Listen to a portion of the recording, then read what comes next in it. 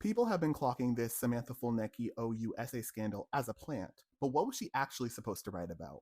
Hi, I'm Evan, this is Black Academics, and today we're going to be talking about gender typicality. Fulnecky was supposed to respond to this 2014 paper by Jewell and Brown at the University of Kentucky. The paper is interested in how peer relations are influenced by gender typicality, which is the extent to which someone aligns with the social and cultural norms expected of their gender. For example, a boy with high gender typicality in the West would probably be athletic, loud, strong, and not very emotive. On the other end of the spectrum, a boy with low gender typicality or gender atypicality could be artistic, emotional, and clumsy. Jewell and Brown had a few hypotheses.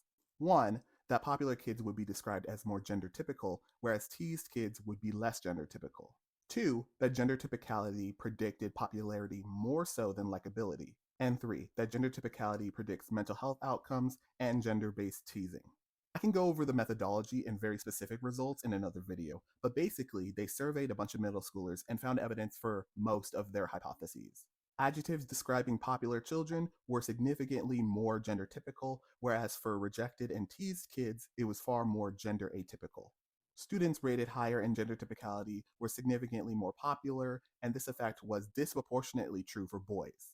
In boys only, gender typicality was negatively associated with depressive symptoms, anxiety, and gender-based teasing, but was positively associated with self-esteem. Basically, boys who were more stereotypically masculine felt better about themselves and were treated better by their peers.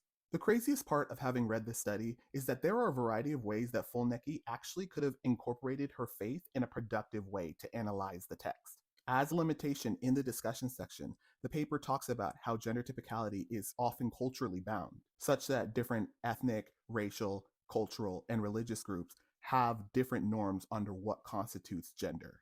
For example, Fulnecky could have suggested an additional study in which they determine whether or not religiosity moderates the relationship between gender typicality and self-esteem.